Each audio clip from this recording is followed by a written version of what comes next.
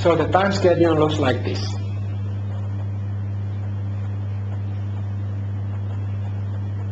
Now, there is another surprise that came up.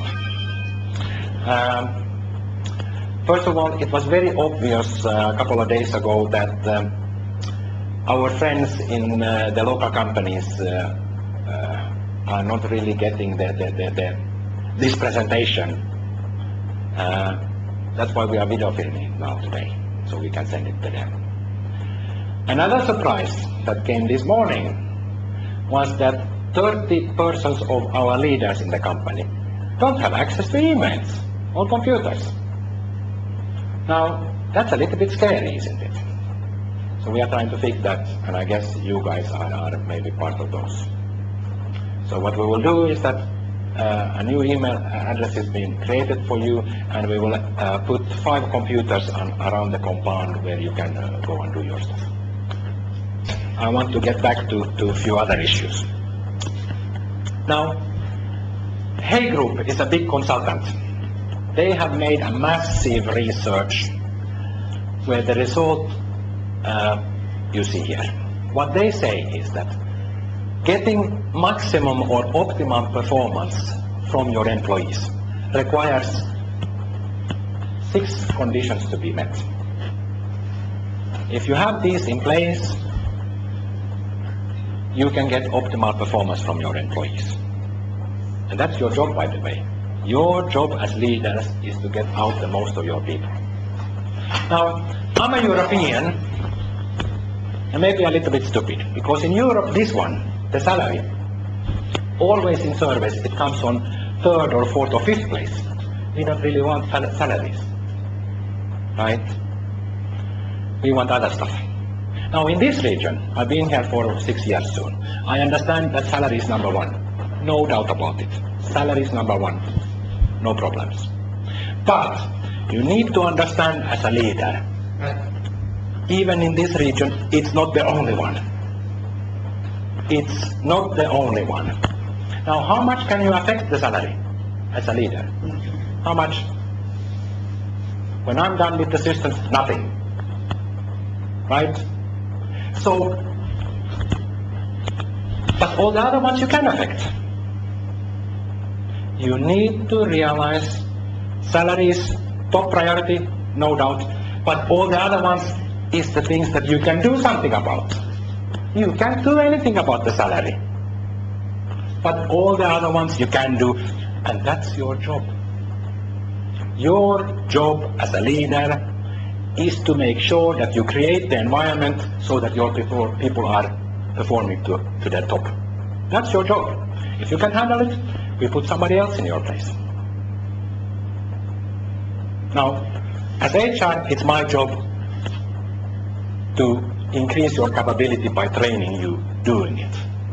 But you need to realize that you need to work with creating the right conditions, not only salary. What I'm trying to explain here is about expectations again. People have needs that they need to satisfy. There was a gentleman many years ago called Abraham Maslow. He's the uber guru of motivation theory. He created the hierarchy of human needs. And very simply put, what he's saying is that people go through a hierarchy of needs that they need to satisfy. And that you need to have the lower level needs satisfied before you satisfy the higher level needs to get motivation. If you are in a desert and you are thirsty, you don't give a damn about a medal. I don't care about a medal. I want water. I want to drink. But once you have drank and you are not thirsty anymore, then you want more and more. And people are actually horrible. I mean, humans are horrible because we always want more and more and more and more and more and more. When we have one thing, then we want the next thing. We are never satisfied. We go through a hierarchy of needs that we try to satisfy. Now, that's about expectations. Your employees have expectations of needs they want to satisfy. you need to be aware about it. You need to manage the expectations. Your job is to manage the expectations. Through that, you can get them to perform. Now, I like this picture because it mixes benefits or rewards to the hierarchy of needs. And you need to be aware about it, because your job is to manage the expectations of your employees' needs that they want to satisfy. Let's talk about motivation. For you who have read some leadership books, especially older leadership books, you probably know that, or the book says to you that motivation or motivating your employees is your most important job as a manager.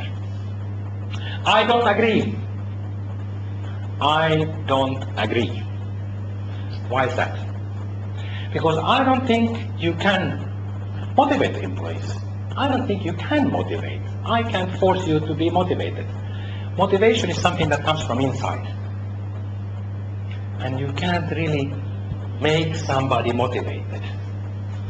What you can do, you can create the conditions for that person to become motivated. But he needs to do it himself. You can't motivate somebody, make somebody motivated. You can create the conditions for it. And that's your job. That's why we are paying you extra salary as a manager. But you can't really motivate, make somebody motivated. What you can do, and which is very, very easy, unfortunately, is to demotivate somebody. It's very, very easy to demotivate somebody. And I'm seeing a lot of that going on in this company, by the way. So I would say your most important job is to manage the expectations of your employees and stop demotivating them. That's your most important job. Motivation is really, really complex. It's a really, really complex. There are thousands of professors spending a lifetime trying to understand what is motivation, how to motivate. Your job is to not to demotivate them and to manage the expectations. And that's about very much setting goals and giving feedback. I want to come to a point, but I will go to the point through a few complex slides here. I think there is two kinds of contracts. The first one being transactional contracts. Now, those are the contracts that are written, where it says your employment contract, where it says your position, what you are supposed to do, and the salary. It's a written contract between the company and you, what you are supposed to do. Transactional contracts. But make no mistake, there is another kind of contract also. The relational contracts. Those are never written. They are, in most cases, not even expressed. They are expectations. But they are there. And you need to manage those. Now in HR we call them sometimes psychological contracts. Because it's about the expectations that you as the employer representative are having from the employee. But certainly what the employee is expecting to get out of working with us. Your job is to manage that. That's why we have hired you. Now, I want to introduce a new concept here, total rewards. We need to start talking about total rewards. It's not only the salary. And the salary you can't do anything about anyways. For the transactional contracts, you get transactional rewards. That is the money part, which is very important and it's on top in this region, but you can't do anything about it. But there is the psychological contract, the transactional contract that needs transactional rewards. And that is total rewards. And this is your job to do. That's why we have hired you as a leader. nothing else. So we need to start understanding and talking about total rewards. Okay, then coming to an important point. Other people's salaries is not your business. Other people's salaries is not your business. You need to stop it, otherwise there will be consequences. In this company, we are talking too much about other people's salaries. It needs to stop, and you need to stop it now. If an employee or you talk about other people's salaries, I will start following the trace. And I will come with consequences. I'm very, very serious about this. If somebody comes to you, talk about other people's salaries, I want you to stop it now. And I want you to come to me, and we will start and follow the trace. And then there will be consequences. Am I making myself clear here? Now, why is this? Well, one reason is that you don't have a clue how salaries are set. You don't have a clue. And your employees certainly don't have a clue. It's a complex process. You don't know the variables, so stop talking about other people's salaries. Now, having said that, I want to try to explain to you in an overall view how salaries are actually set, or will be set. There is 3 steps. First, the company salary levels, then the individual salaries, and then how we give increments. Now, the company salary level is very much about checking how much are other companies paying, and assessing or judging the relative values of positions. And after that, deciding, do we want to be paying as much as others, or a little bit less, or much less, or much more? The end result of this will be that I will create what I call salary scales for each country. There will be a salary scale that is being assessed every year. Then there is a decision, and then it stays for the rest of the year.